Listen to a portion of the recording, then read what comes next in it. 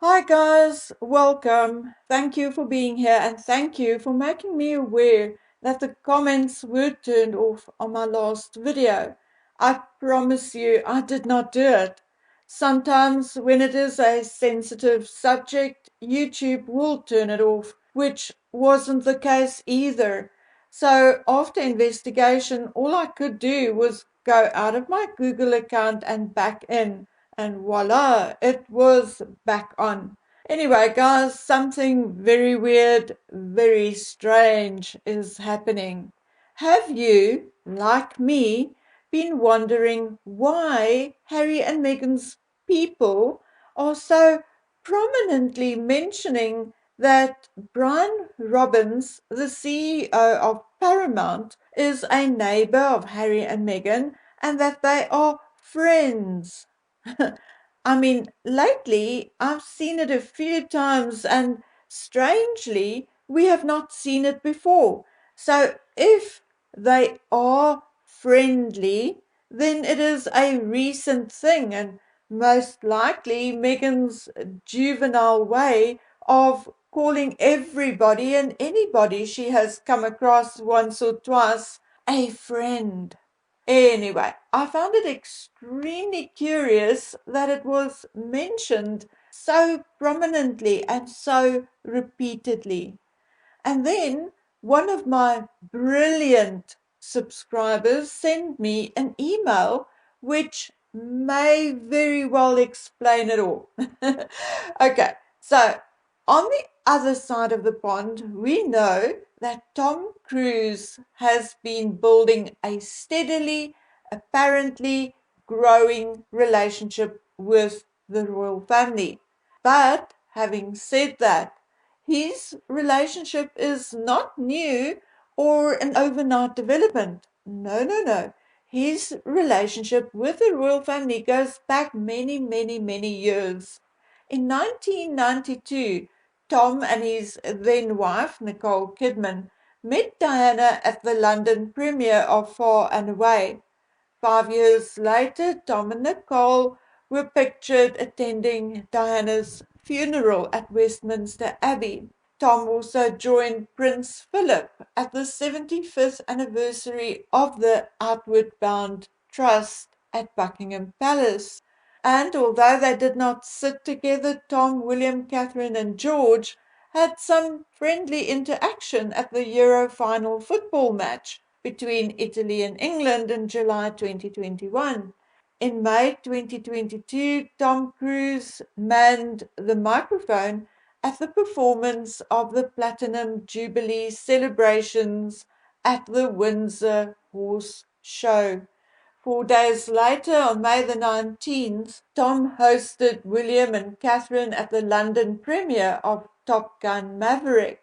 Allegedly, Tom also met the Queen, and as time passed, shared interest made Tom a lucrative and very supportive fan, and dare I say, friend of the royal family.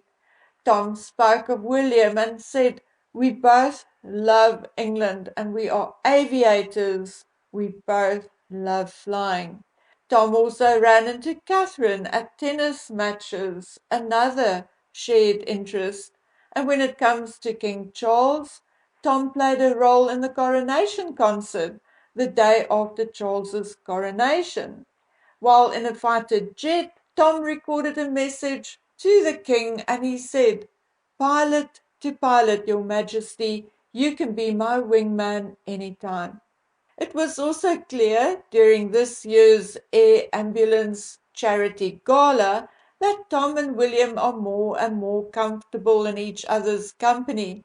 When William laughed and told Tom, "I haven't got my Top Gun slippers on."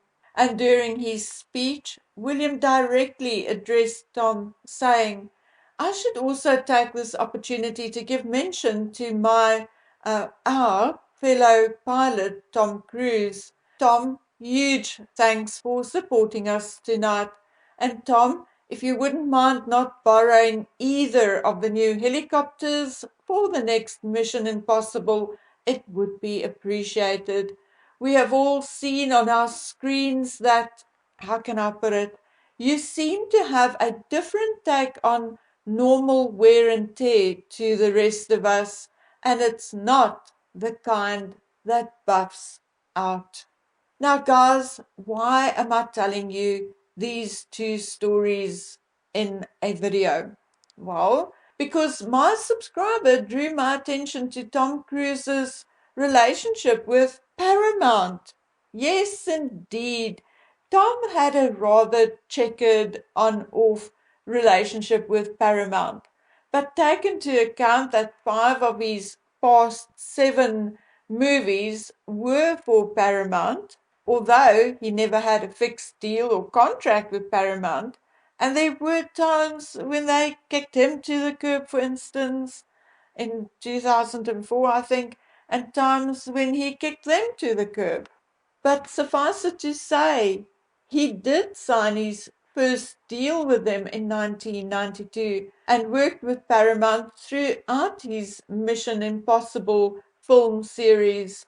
And this year, Paramount Plus, Paramount's streaming service, will also be streaming Tom Cruise movies, in particular his Mission Impossible films, including the 2023 Mission Impossible Dead Reckoning. So it is very clear to draw the links between Tom Cruise and the royal family, Paramount and Brian Robbins, the CEO of Paramount. And then it makes one wonder if Brian Robbins in his position as CEO of Paramount was what actually drew Meghan to the Bob Marley One Love premiere in Jamaica. Now, I know a lot of people are saying it is utter nonsense, but honestly, I do not think so. I think it is 100% true that Meghan had been trying to find a way, an introduction or something to Tom Cruise from the day they landed in the United States from Canada. But, I mean, why would she do that? Well, here's a short list and you can take your pick. Number 1, jealousy. She knew about Tom Cruise's links with the royal family and cannot stand the thought that he had not kissed her hand yet. Number 2, love him or hate him, but Tom Cruise is great at what he does. Number 3, Tom Cruise is likely one of the 5 most well-known people on earth.